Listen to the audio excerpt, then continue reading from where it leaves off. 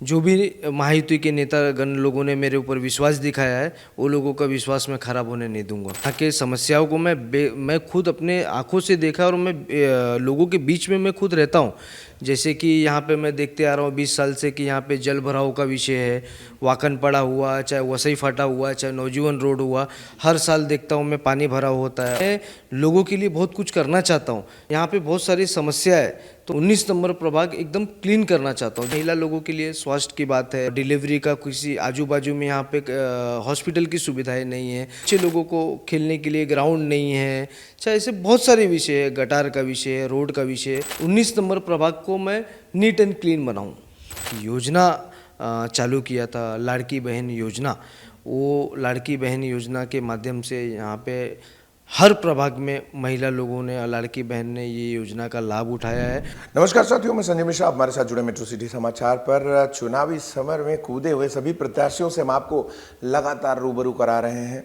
दिन हो या रात, जब भी कैंडिडेट को टाइम मिलता है, मैं आपसे ज़रूर चाहता हूं कि वो एक बार इंटरेक्ट करें और आप उनको जानें। तो वार्ड नंबर 19 में इस वक्त हैं और हमारे साथ हैं अभिषेक सिंह, जो 4 लोगों के पैनल में महायुति के उम्मीदवार हैं। सीधी बात उन्हीं से करेंगे। सबसे पहला सवाल, अभिषेक जी, पहले तो आपका स्वागत मेट्रो सिटी समाचार में। और दूसरी चीज़ ये कि महायुति ने इतनी कम उम्र में आपके ऊपर इतना बड़ा विश्वास जताया और आपको महायुति का टिकट मिला है। अपने आप में बहुत सारे लोग लड़ भीड़ रहे, उनको टिकट नहीं मिल रही, तो क्या कहेंगे इसको कि आपको इतना बड़ा मौका मिला है? ये पूरा स्नेह जाता है हमारे 19 नंबर प्रभाग के जनता को, और ये जनता ने का आशीर्वाद और मुझे प्यार मिला, उसके वजह से महायुति ने मेरे को ये जिम्मेदारी दिया है। और मैं आपके चैनल के माध्यम से बोलना चाहूँगा कि जो भी महायुति के नेतागण लोगों ने मेरे ऊपर विश्वास दिखाया है, वो लोगों का विश्वास मैं खराब होने नहीं दूंगा। दूसरा ये कि आप जब एक कैंडिडेट हो चुके हैं अभी और नगर सेवकी के इस लड़ाई में आप कूद पड़े हैं, तो आपने क्या विज़न देखा है और क्या उन मुद्दों को आप जानते हैं, या जो एक नगर सेवक की प्रोफाइल होती है उस प्रोफाइल में अपने आप को आप कहाँ देखते हैं, मुद्दों को पहचानते हैं, या आप ये ऐसे कहेंगे कि क्या शहर के विकास के लिए आपने वो सपना देखा है, क्या देखा है? बिल्कुल, मैं यहीं पे पला बड़ा हूँ। मैं वाकनपाड़े में आज 22-23 साल से रहता हूँ मैं, और यहाँ के समस्याओं को मैं खुद अपने आँखों से देखा और मैं लोगों के बीच में मैं खुद रहता हूँ। जैसे कि यहाँ पे मैं देखते आ रहा हूँ 20 साल से कि यहाँ पे जल भराव का विषय है, वाकन पड़ा हुआ, चाहे वसई फाटा हुआ, चाहे नवजीवन रोड हुआ, हर साल देखता हूँ मैं पानी भरा होता है। और जैसे कि आपको बोलना चाहूँगा मैं कि महायुति के ही हमारे खासदार है हेमंत सौरा जी हैं, और आमदार भी माननीय श्री विलास तरे साहब महायुति के आमदार साहब है। तो मैं लोगों के लिए बहुत कुछ करना चाहता हूँ, क्योंकि इसलिए करना चाहता हूँ मेरे प्रभाग में कि यहाँ पे बहुत सारी समस्या है। तो मैं खासदार साहब के माध्यम से, आमदार साहब के माध्यम से मैं लोगों को 19 नंबर प्रभाग एकदम क्लीन करना चाहता हूँ। जैसे कि यहाँ पे महिला लोगों के लिए स्वास्थ्य की बात है, डिलीवरी का किसी आजू बाजू में यहाँ पे हॉस्पिटल की सुविधाएं नहीं है, तो ये सब चीज़ को देखते हुए बच्चे लोगों को खेलने के लिए ग्राउंड नहीं है, चाहे ऐसे बहुत सारे विषय है, गटार का विषय है, रोड का विषय है। मैं ये चीज़ मैं महायुति के खासदार साहब के माध्यम से, आमदार साहब के माध्यम से और लोग को मैं ये चीज़ अपील करना चाहता हूँ जनता को कि महायुति के आपने खासदार चुन के दिया, आप लोगों ने ही चुन के दिया है, और जनता ने यहाँ के आमदार साहब को चुन के दिया, तो मुझे भी चुन के दीजिए, ताकि मैं वो लोगों के माध्यम से मैं 19 नंबर प्रभाग को मैं नीट एंड क्लीन बनाऊं।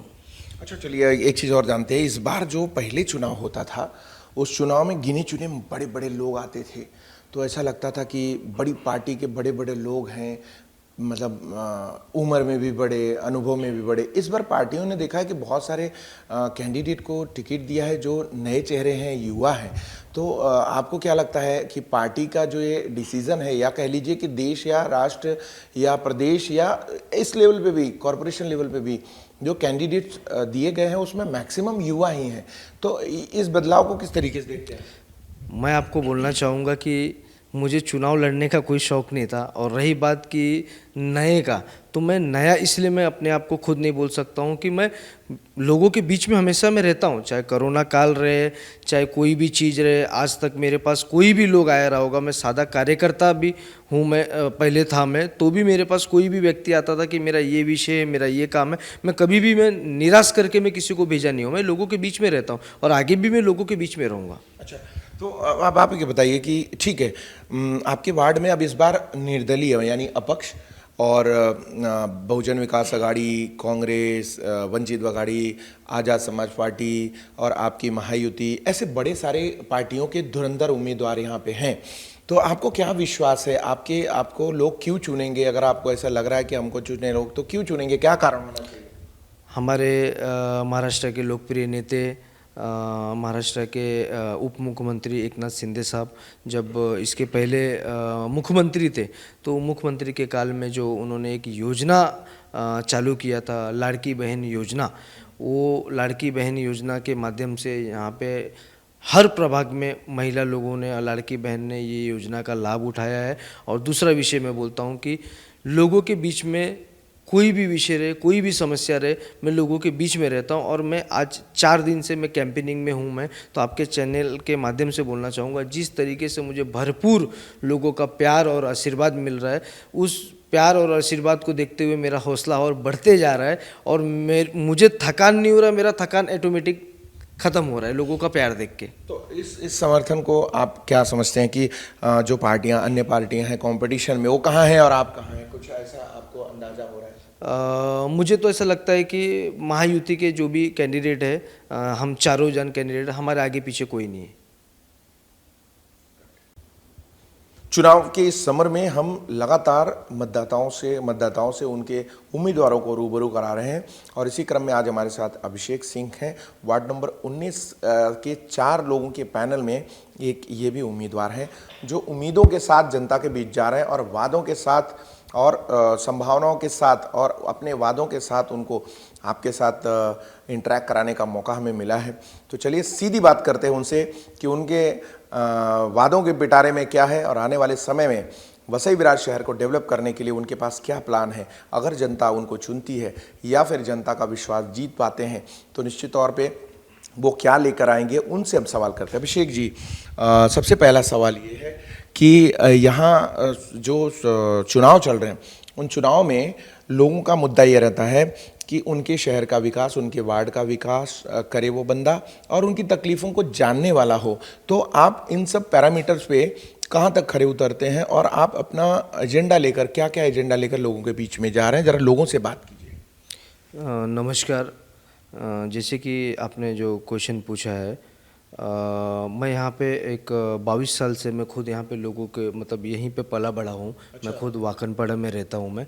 और जो मैं समस्या यहाँ पे सबसे ज़्यादा मैं देखते आ रहा हूँ, मिनिमम 20 साल से मैं खुद रेगुलर देखते आ रहा हूँ कि वाकनपाड़ा रहे, चाहे वसई फाटा रहे, चाहे नौजीवन का एरिया रहे, यहाँ पे हर बारिश के हर साल में पानी जल भराव होता है। तो वो चीज़ पे मेरे को पहला हल निकालना है चुनाव के बाद में। और मेरे को चुनाव लड़ने का ऐसा कोई शौक़ नहीं था कि मुझे चुनाव लड़ना है, लेकिन यहाँ के जो भी जनता ने मेरे को जो प्यार दिया, जो लोगों ने मेरे को जो हौसला दिया, और उसके बाद में जो महायुति के जो भी नेतागण लोगों ने, वो लोगों ने मेरे को जिम्मेदारी दिया, इसके लिए मैं चुनाव लड़ रहा हूँ। अभिषेक, ये बहुत बड़ी बात है कि इसी उम्र में जब आप इस वाकनपाड़ा की गलियों में, वाकनपाड़ा के आसपास की जगहों पे आप घूमते थे और आपने कहा कि यहीं पे मतलब पले बढ़े हैं और यहीं से आपकी एजुकेशन हुई है, तो आप इन जैसे सबसे पहले आपने पानी का मुद्दा लिया। तो वार्ड के विकास पे अगर देखा जाए, जो हम लोग सर्वे करते हैं, तो यहाँ पे अभी बहुत बेसिक चीज़ों की बड़ी ज़रूरत है। यहाँ पर चीज़ें बनी ही नहीं हैं जो होनी चाहिए, क्योंकि अधिकांश आपके एरिया में सारा स्लम ही है। तो उन लोगों के लिए, उनके लिए आपको क्या महसूस करते हो कि क्या क्या मुद्दे हैं और जो लोगों की जीवन शैली में सुधार होना चाहिए, और इन मुद्दों से आप कितने परिचित हैं? और दूसरा ये कि अगर जनता विश्वास करती है तो उनको किन चीज़ों से सबसे पहले राहत दिलानी चाहिए आपके हिसाब से? जैसे कि आप खुद हर क्षेत्र में आपको जानकारी रहेगा कि यहाँ पे जिस प्रभाग से मैं चुनाव लड़ रहा हूँ, वो 19 नंबर प्रभाग में बहुत ही काफ़ी स्लम एरिया है। और उस स्लम एरिया में कहीं कहीं नहीं, बहुत जगह पे गटर का समस्या है, रोड की समस्या है। ऐसे ही नए नए पूरा वो बस चुके स्लम एरिया, उसके वजह से जो जो बेच के चले गए वहाँ पे ना गटर का सुविधा है ना रोड का सुविधा है। तो ये चीज़ को अपने को मद्देनज़र रखते हुए कि पहला जो जो सोसाइटी में जो जो मोहल्ले में गटर का सुविधा नहीं है, चाहे रोड का सुविधा नहीं, पहले ये चीज़ पे मेरे को ध्यान देना है।